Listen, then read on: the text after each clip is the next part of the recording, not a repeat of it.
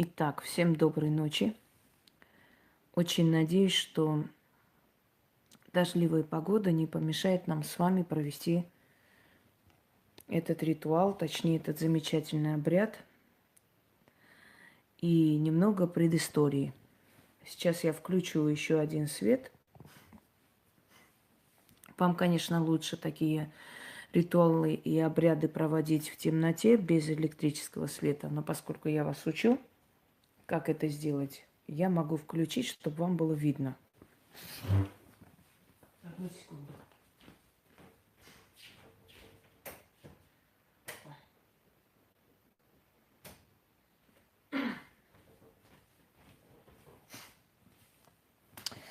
Итак, покажу для начала алтарь.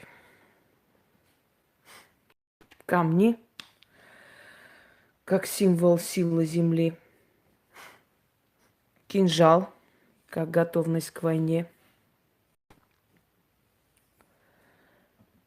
Тем более, что скифский кинжал называется узоры скифов. Темные свечи, темный алтарь, вино, зверобой, песок или земля, как символ соединения с силой земли, и множество свечей. Здесь не имеет значения сколько, можно 20, можно 30. Главное, чтобы помещалось и была совокупность просто огня. И сегодня я поговорю с вами о великой женщине, которую назвали великой ханшей степей. Назвали намного позже, после ее смерти, а во время ее правления называли ее правительницей или царицей. Царицей Томирис.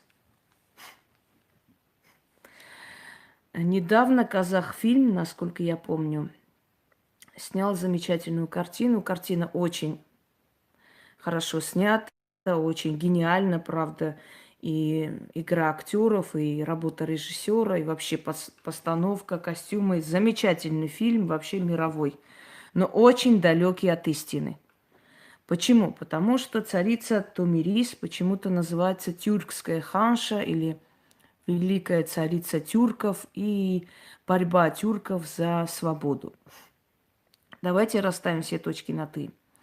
Во времена Кира Великого о тюрках и близко нет вообще, в помине нет. Многие связывают с тюрками почему-то племена гуннов, сарматов, скифов. Дорогие друзья, гунны были абсолютно далекие от тюрков племена. Гунны были европейские племена, которые пришли из ниоткуда, исчезли в никуда, растворились в местных этносах. Гунны были голубоглазые, светловолосые племена. Скифы, они по родству ближе к сарматам. Сарматы – это аланы, аланы – это осетины современные. Так вот, царица Томирис более всего,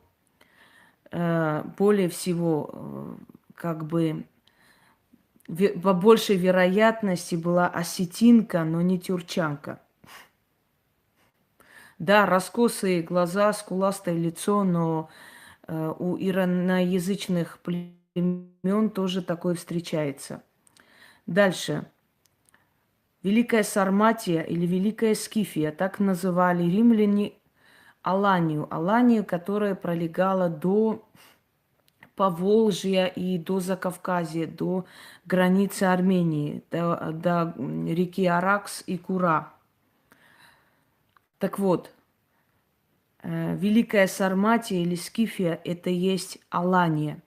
Алания, то есть аланы, которые предки осетин. Да, предки осетин, ираноязычные, ближе к иранцам племена были. И язык у них иранский, то есть фарси. Но у осетин, конечно, уже давно видоизменен, но осетины, само название осетин, они себя называют ироны. Они исконные жители Кавказа, но они ираноязычные. Это нормальная вещь. Почему? Потому что каждая нация родственна с другой нацией. Например, армяне индоевропейцы. Ближайшие родственники армян – это индусы и итальянцы. Но это не говорит о том, что армяне то есть из Европы пришли. Армяне были малоазиатской страной. Малая Азия, которая сейчас находится в Турции. Это Западная Армения. Армяне не кавказцы, армяне закавказцы. Одна часть армян, которая называлась баски, от слова базук, то есть кулак. Это племена, армянские племена, которые все время восставали. То есть недовольные племена, которые ушли в Европу. И там образовали государство Баскония. Если посмотреть, прочитать баскский язык, переводчик с баского на армянский, то просто одинаковые слова с небольшой разницей. Это все равно, как армянское наречие, вот карабахский язык. В Басконии главная дорога называется Арминия, если кто не знал. Далее, то есть начнем с того, что царица Томирис очень далеко от тюрков. Великий Туран, который говорится о Великом Туране, Великий Туран не что иное, как Северный Иран. Иран делится на две части – Ирач и Турач. Так вот, Великий Туран – это есть Турач. Иран основали два брата. Так говорят люди, которые не образованы, люди, которые хотят свою мечту, свое желание принять за действительность. Ирач и Турач основали персидское государство, Иран. Так вот, они все время воевали, поскольку в степи Тураджа находились, кушаны. Армянское слово хужан, что означает беспредельщик или разбойник из степей, это как раз оттуда и пришло. Кушаны, которые все время нападали, грабили караваны, грабили ближайшие границы стран. Вот от слова кужан или хужан пришло вот это название – беспредельщик, грабитель. Так вот, в степи Тураджа обитали кушаны, в степи Тураджа обитали различные племена, различные кочевые племена, различные разбойничьи шайки. И поэтому эти две части Ирана, и север и юг Ирана, все время воевали. Так вот, Турач считался врагом Ираджа. Если кто-нибудь читал Шахнаме, то там сказано о царе Афрасиабе, о рыжем, хитроумном враге Ирана. Тот, который жил в Турадже, но он тоже принадлежал иранским племенам. Но многие по непонятным причинам или из-за безграмотности приписывают его к турецким кровям. То есть он был турецкий царь. Дорогие друзья, турки ушли с Алтая приблизительно 1000 лет назад. Они ушли с Алтая вглубь Китая и остались там 600 лет.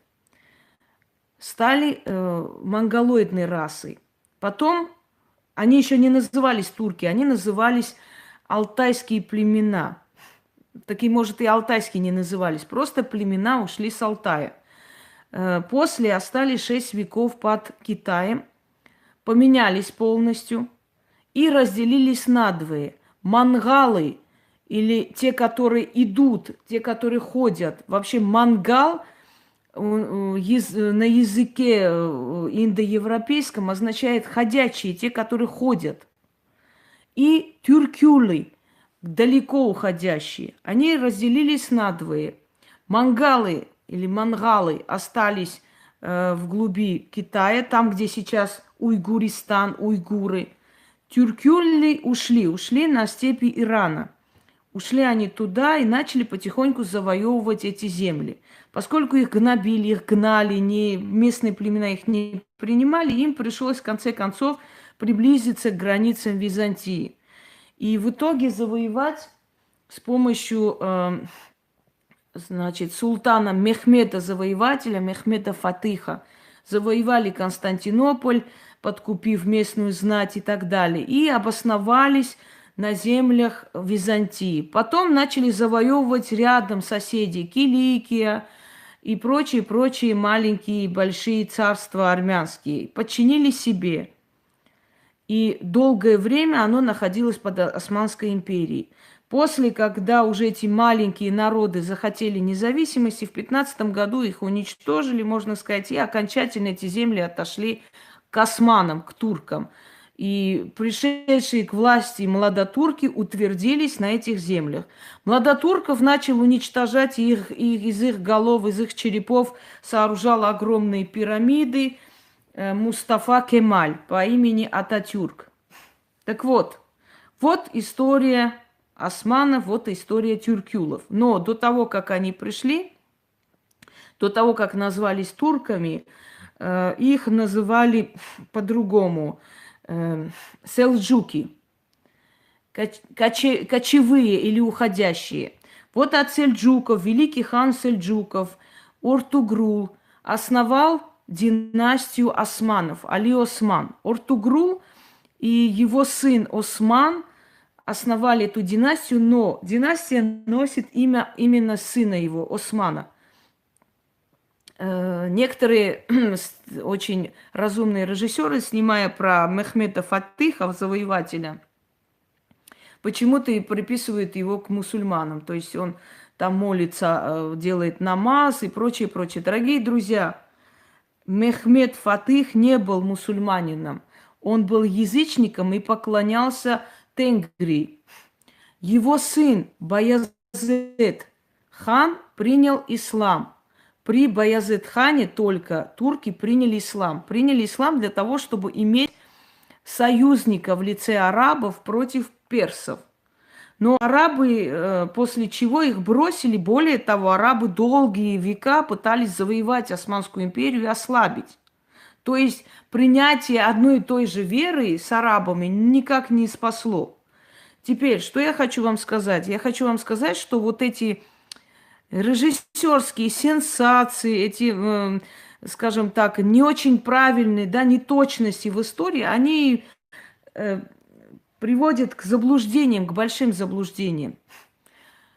Фатых не был мусульманином, он не мог делать намаз при дверях Византии, потому что ислам принял с большим трудом 40 с чем-то лет в возрасте его сын Баязет хан. Так вот, дальше идем. Не было турков в помине во времена правления Кира Великого. Дарий, Кир, дальше идут другие цари. Это уже ахемениды, понимаете? Первые цари Ирана были кианиды, потом приходят ахемениды, потом приходят сасаниды, потом приходят саманиды. Это целая династия. Вот при саманидах, последней династии уже персидских шахов, только тогда появляется название турок, тюркюль. Так вот, я хочу спросить, как может в средней династии правления иранских шахов появиться такое племя, как турки? Это не есть. Потом, самое интересное, казахская царица. Дорогие друзья, послушайте меня внимательно. Казах, киргиз, узбек – это три хана, которые были отправлены на завоеванные территории для того, чтобы там быть наместниками. Так вот, каждый из них забрал с собой свой гарем, своих людей, свою армию. Казах, что в переводе означает лебедь. Лебедь или свободная лебедь. Прямой перевод. Казань. Лебединое место или лебединое гнездо. Никогда не слышали, вот Казан, мы говорим в Казани, в Казанке. Это чугунные, значит, утварь для того, чтобы приготовить гуся или лебедя. Но в тюркском языке дело в том, что каз – это и есть и гусь, и лебедь, понимаете, в разных наречиях. И так называли людей свободолюбивых. Он как лебедь свободен. Может быть, что его и не звали казах, может быть, эпитет его был казах. Так вот, уважаемые люди, казахская царица она быть не могла, потому что казахи это, скажем, одно из монголоидных племен. От монголов и местного населения образовался новый народ – казахи. И взяли они в честь своего хана себе самоназвание – казахи. Дальше. От соития, от соединения местных племен и монголов под управлением хана Узбека образовалась новая нация. И взяли они в честь себя его имя – Узбек. Но узбеки говорят и на тюркском, и на фарси, перемешано. То есть в каждой местности наместник монгольского хана, называя в честь себя этот народ маленький, образовал целую страну. Теперь, кто такая Томарис? Томарис была из скифского племени массагетов. Массагеты, скифы, сарматы – это родственные племена. Если Алания называлась римлянами Великая Сарматия, то, если включаем логику, получается, что она ираноязычная была, из ираноязычных народов, и ближе всего и родственнее всего была она народу Алан. Хотя не скажу, что она была аланка, но она ближе всего была к ним больше, чем к тюркам. И тем более в Среднем царстве Ирана не было еще тюрков. Я абсолютно не говорю, что вот почему так и так, да, очень красивая картина, все хорошо, но она очень далека от истины. И это неправда. Нужно говорить правду. Ханшей ее назвали намного позже. И кто сказал, что слово хан это тюркского происхождения? Хан, хакан, каган. Вы знаете хазарский каганат, который был у нас? Это еврейское государство, малое еврейское государство, прямо рядом с современной Ингушетией. Когда разогнали племена аланов ханство, то есть каганат, хазар, хазары ушли в город, в Атарпатену тогда. Когда Атарпатена была заселена тюрками, и там, то есть уже хазары не имели власти, кто такие хазары? Хазары – это предки горных евреев, таты. Знаете, они до сих пор живут в Азербайджане. Бакинские евреи, горные евреи их называют, таты. Это и есть потомки хазар. Так вот, каганат, слово каган, хакан, коган, когун, князь, это имеет латинское происхождение. Поэтому, если кто-то думает, что слово хан имеет тюркское происхождение, вы очень сильно ошибаетесь. Каган или хакан – это европейское происхождение, латинское происхождение, что в переводе означает правитель. Но поскольку были взаимодействия с тюрками, со степняками и так далее, то, естественно, это слово деформировалось, и уже хакан начали называть хан.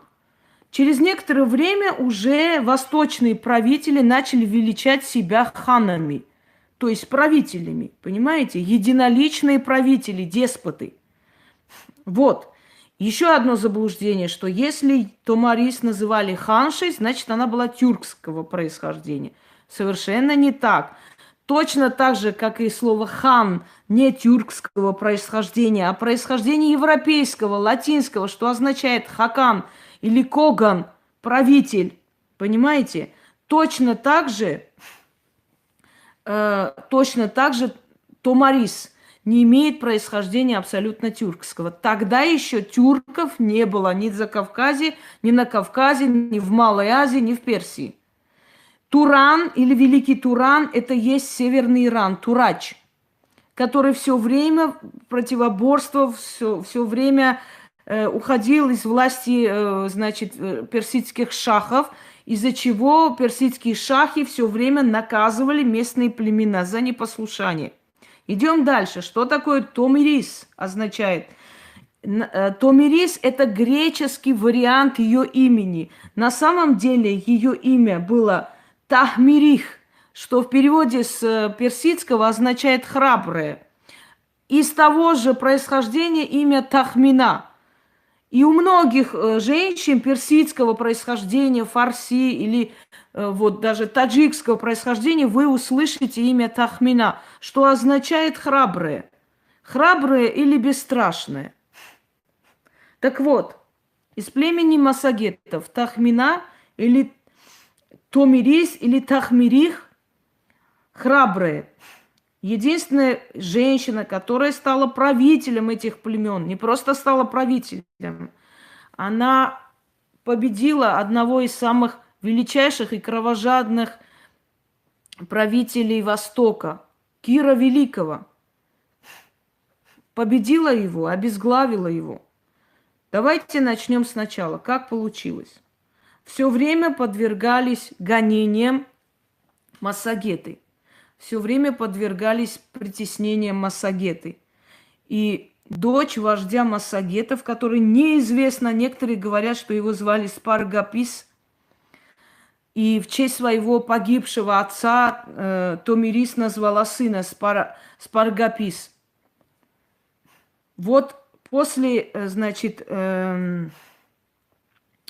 после смерти, это не армянское имя Техмина, это тоже персидское имя, имеет персидское происхождение. После смерти отца она становится маленьким вождем, поскольку у него не было сына. Многие считали, что можно манипулировать маленькой девочкой и от ее имени править. Она некоторое время терпела и молчала, пока это было нужно. После берет всю власть в свои руки.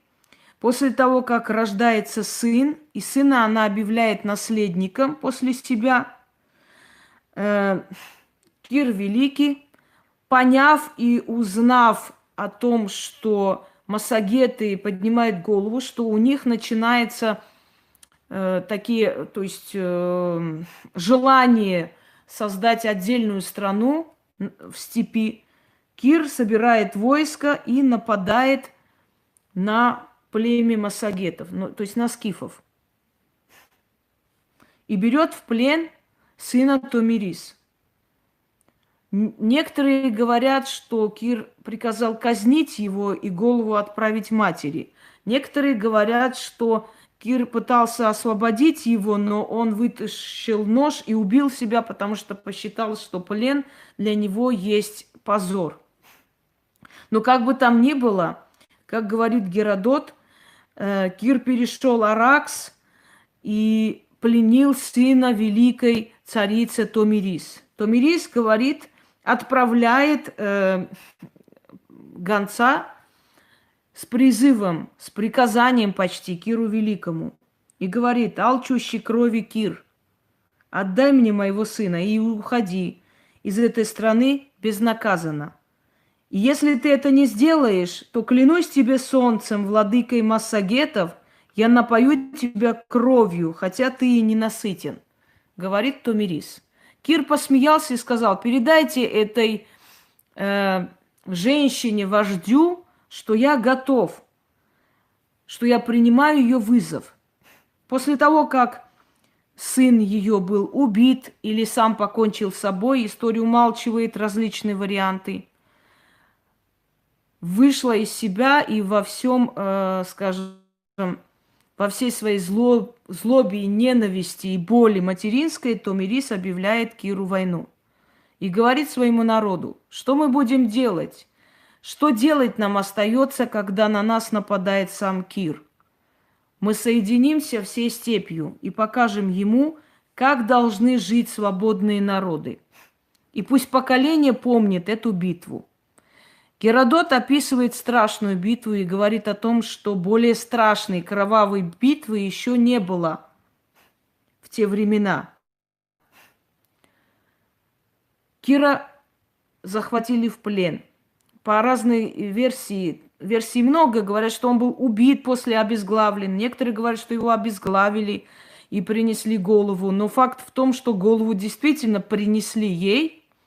И она, приказав собрать кровь с убитых своих соратников и воинов, собирает эту кровь в огромную чашу и, окуная туда голову Кира, говорит: пей эту кровь, ты же хотел крови, насыщайся. И хотя я тебя победила, но я выполню обещание, данное тебе. Пей эту кровь, ты же кровожадный и ненасытный, говорит она ему. И после этого, собственно говоря, царствует до самой смерти. Говорят, что передает свой престол своему племяннику и умирает в глубокой старости. Вот, собственно говоря, история Великой Томирис, которая, напоминаю, была иранской крови. И ближе всего она была к аланам, потому что Сарматия, Великая Скифия, так называли Аланию римляне.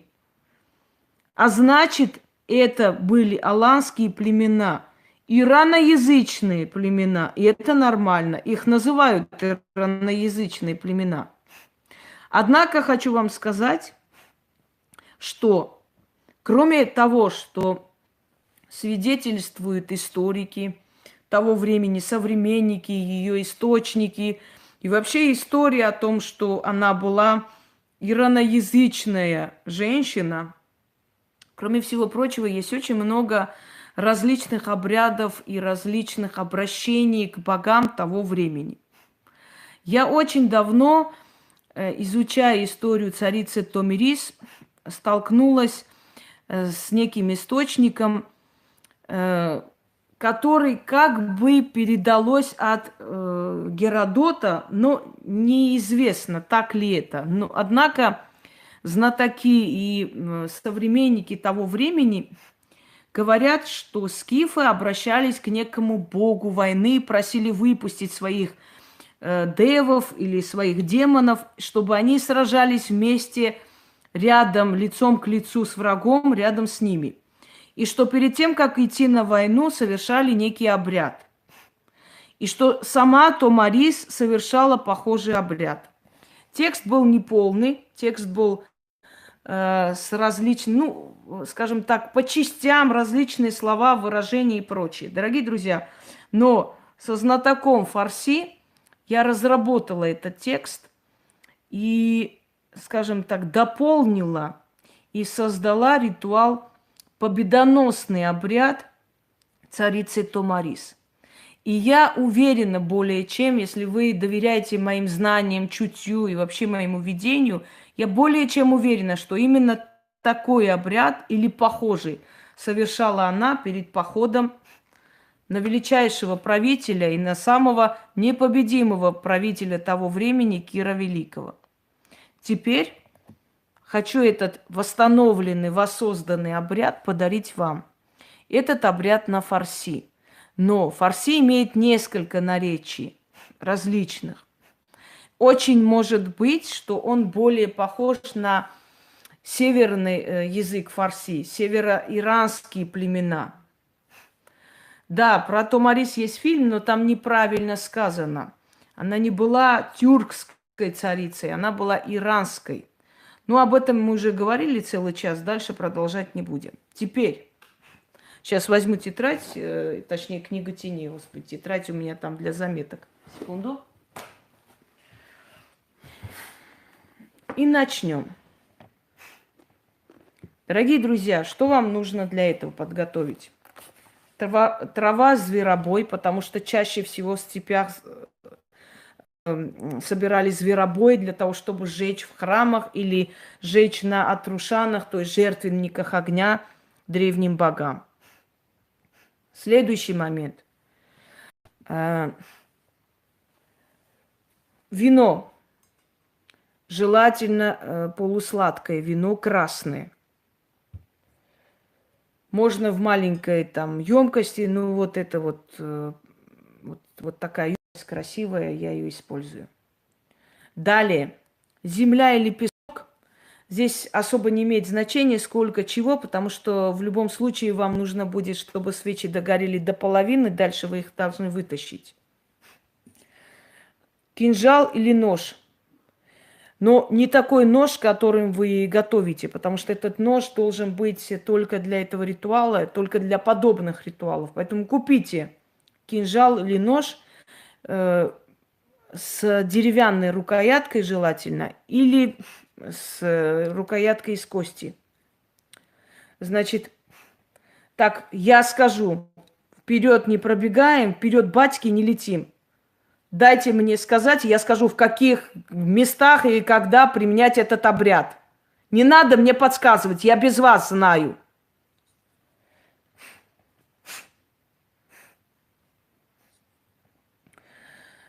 Я не знаю, кто такой Зухруша. Уточните, пожалуйста. Итак, нож покупайте без сдачи в любое время. Черная материя. Черная материя маленькая, вот такая вот.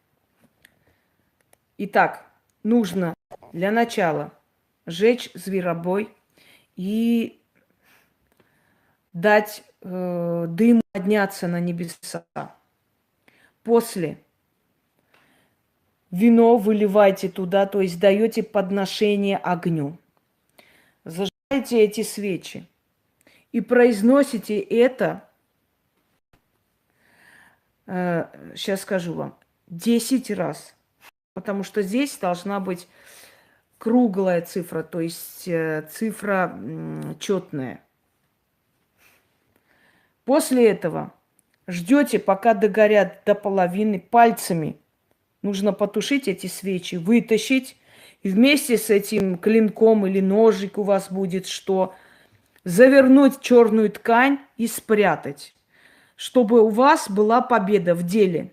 Как только получится то, что вы хотите, этот нож или этот клинок уносите в лес вместе с этими свечами. И кусок мяса с кровью. Мясо должно быть говядина. Подходит печень, кусок печени, кусок сердца, неважно, но чтобы это мясо было с кровью, не сало и не мякоть, но мясо с кровью. То есть, если вы найдете печень с кровью, прекрасно. Вы отдаете дань демонам, вы оставляете кровь для них. Желательно взять не в магазине, потому что магазинное мясо – это мертвое мясо. Там столько всякого там напихали, что там вообще… Взять просто у мясника, мясной лавочки или в таком магазине, где свежее мясо продают, печень. Кусок печени можно, кусок сердца, но с кровью. Итак, значит, я не могу не дать, не рассказать, Дмитрий, если я просто не могу дать обряд и сказать, вот берите и делайте. Надо говорить людям, для чего оно, зачем оно, какая логика у этого обряда, смысл в чем, чтобы человек понял, для чего ему это надо и зачем ему это делать. Итак, ничего страшного, мы все делаем ошибки. Главное исправить. Итак, значит, после того, как суд решился в вашу пользу, берете этот нож. Ну, его я относить не буду, я просто сейчас показываю вам красиво так. Вы можете взять обычный, просто купить ножик. Я еще раз говорю, с деревянной рукояткой. Не брать сдачи или расплачиваться картой, или дать столько, чтобы вам не вернули. Подождать, пока догорит до половины, потушить и вместе с этим спрятать. Закончилось все в вашу пользу. Одержали победу в этом деле. На суде ли, там дома ли вы хотите сделать, а домочадцы против, что угодно. Где вам нужна победа? Относите в лес. Это все раскрывайте. Положите прям под дерево вместе с этой материей, вместе с ножом и свечами. Рядом положите не в пакете целлофановом, а прям на землю. Значит, положите на землю этот кусок мяса с кровью. И говорите: за великую победу откупаюсь. Отдаю демонам дань. Отворачивайтесь и уходите. Обязательно сделайте, потому что если вы не откупитесь, в следующий раз они вам не помогут. Демоны не любят, когда их обманывают или когда хотят их обдурить или на халяву пройти. Итак, зажигаем сначала зверобой. Можно ли купить в аптеке? Можно, но сила не та. желательно заказать. В аптеке она уже обработана, переработана. Зверобой. Если есть сушеный зверобой, если можете заказать сушеный зверобой, будет вообще замечательно. Если нет зверобоя, могильник можно использовать или полынь. Вот эти травы, они сильны, и именно они и подходят для этого ритуала. Ромашки, прочее нет. Вот 3 травы, которые подходят. Или зверобой, или полынь, или могильник. Все, других вопросов не должно возникать. А если вот это, а что если вот это, никаких если. Или делайте как положено, или не получайте эту победу. Все.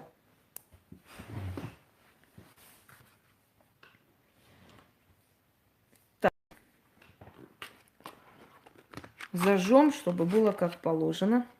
Говорить я буду на фарси. Смысл примерно такой. О бог войны, отправь мне на подмогу своих девов. Ты есть вечность, победа моя, враг у моих ног. Ну, еще там есть определенные слова-ключи, которые вам знать не обязательно. Кстати, мне отправили грузинский обряд, он настолько сильный. Я, конечно, подарю, но только один. Остальное я, наверное, все-таки оставлю для практиков, потому что я боюсь, что чрезмерно сильный обряд.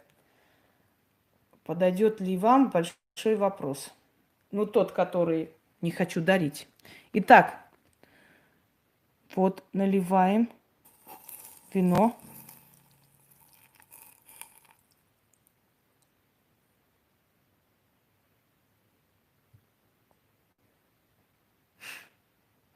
Что за звук был?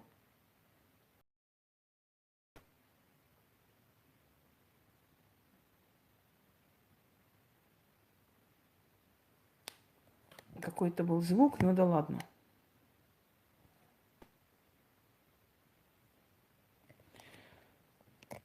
Так.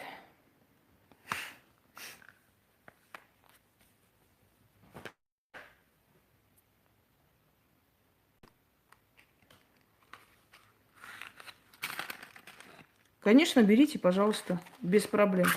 У меня есть еще другие ролики, называется «Удача кочевника».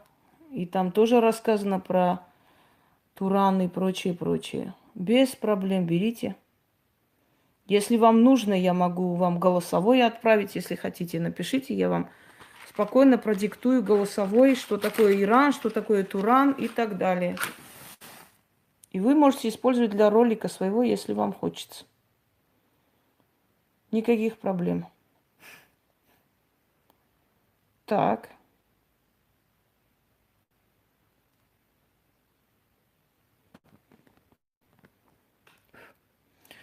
Ну ничего, я пока новый зритель, я думаю, что он поймет в ближайшее время, кому пишет, кому обращается и как нужно обращаться.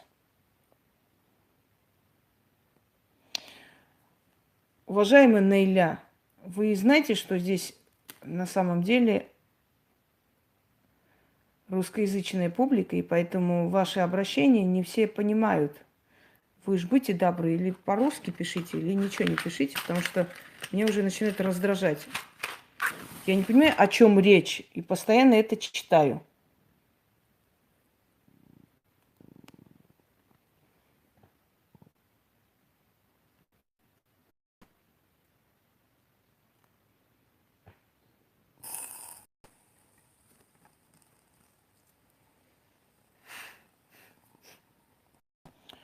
Я рада, что у нас и из Турции тоже есть люди. Значит, будете узнавать правду из первых уст. Так.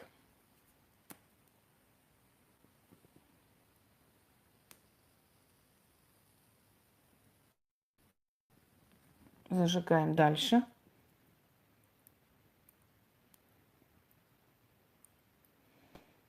Это не просто зажечь все,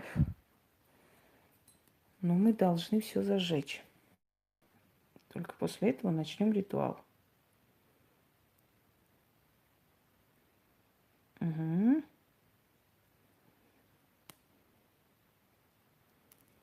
Можете гасителем, конечно, свечи погасить, если у вас много свечей, трудно будет пальцами. Можете просто гасителем это сделать. Итак, если еще раз кто-нибудь посмеет написать «текст выложи», а где текст, а почему текста нет и так далее, пускай не удивляется, что я послала его куда подальше. Потому что должно быть уважение. Вы прекрасно знаете, что текст всегда пишут в ближайшее время. Если у вас нет времени, берите сами, пишите. Если вы новичок, изучите канал, но меня не раздражайте. Иначе я просто уже выйду из себя. Итак, начинаем. Буду читать медленно, чтобы вам запомнилось.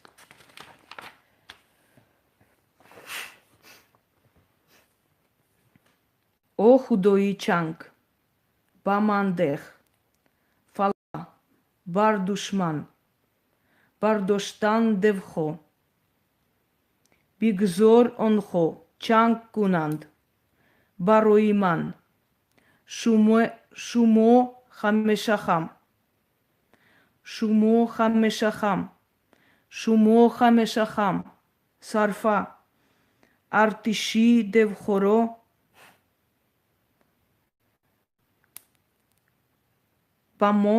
бамент кунет.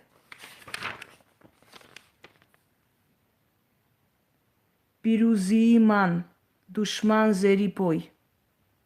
Шумо хамешахам, шумо хамешахам, шумо хамешахам, девхо баначот меоянт. Шумо хамешахам, шумо хамешахам, шумо хамешахам, пирузиман, душман зерипой. Необычный язык также. Продолжаем еще раз. Прочитаю несколько раз, вам нужно читать 10 раз. Как раз подождете вот до половины, потушите и сделайте, как дальше я сказала. О худой чанг, бамандех, фалаба бар душман, бардоштан девхо, бигзор онхо, чанг кунанг, кунанд, бароиман, шумо хамешахам, шумо хамешахам, шумо хамешахам, сарфа, артиши девхоро, памент кунет.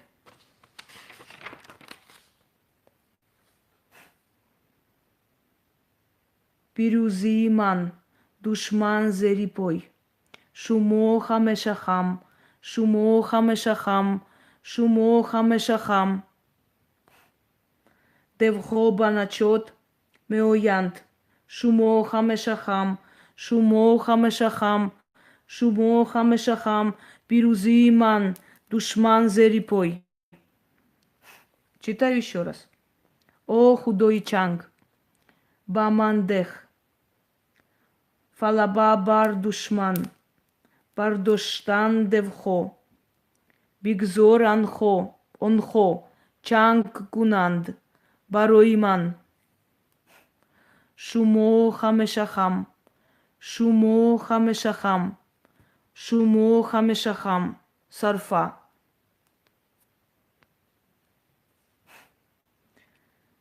Артиши девхоро, баманд кунет. Пирузиман, душман зерипой. Шумо хамешахам, шумо хамешахам, шумо хамешахам, девхо баначот меаянт. Шумо хамешахам, шумо хамешахам, шумо хамешахам, пирузиман, душман зерипой. Шумо хамешахам означает «ты есть вечность». Еще раз читаю. О худой чанг, баман, дех, фалаба бар душман, бардоштан девхо, бигзор онхо чан кунанд, бароиман шумо хамешахам, шумо хамешахам, шумо хамешахам, сарфа артиши девхоро, баманд куненд, пирузиман душман зерипой. Шумо хамешахам, шумо хамешахам, шумо хамешахам, девхоба начот меуят. Шумо хамешахам, шумо хамешахам, шумо хамешахам, пирузиман душман зерипой. И еще раз читаю. Те, кто знает фарси, я думаю, что они поймут полностью смысл. О худой чанг, памандех, фалаба бар душман, бардоштан девхо, бигзор онхо чанг кунанд, бароиман шумо хамешахам, шумо хамешахам, шумо хамешахам, сарфа артиши девхоро, паманд кунет, пирузиман душман зерипой. Шумо хамешахам, шумо хамешахам, шумо хамешахам, девхоба начот меаянт. Шумо хамешахам, шумо хамешахам, шумо хамешахам, пирузиман душман зерипой. Как раз до половины догорело. Отключайте, то есть тушите свечи гасителем. Таким образом,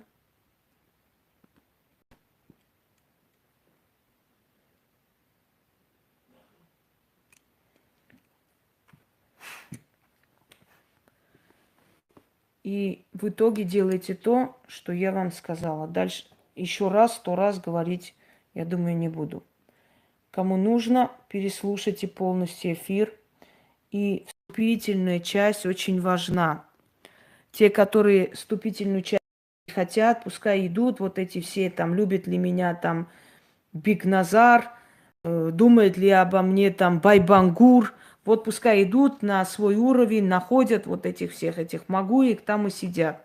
Я объясняю для того, чтобы вы поняли, для чего это надо вам, что это дало человеку из древности, как победил человек с помощью таких вот ритуалов и так далее, чтобы вы поняли, что это дает вообще и какая логика в этом, и для чего оно мне надо, зачем мне это нужно. Поняли, почему я вам говорю?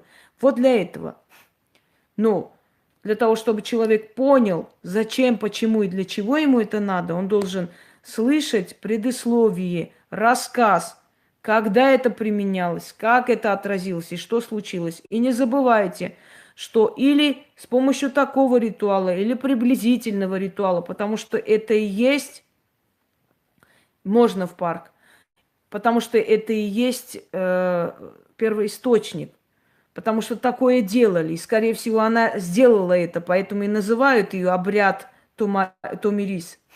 Не забывайте, что с помощью такого или подобного обряда слабая женщина одолела одного из самых могущественных правителей Востока, древнего мира, обезглавила его, а после опоила его голову кровью, то есть принизила его с помощью вот такого вот обряда и обращения, скорее всего. Всем удачи и всех благ.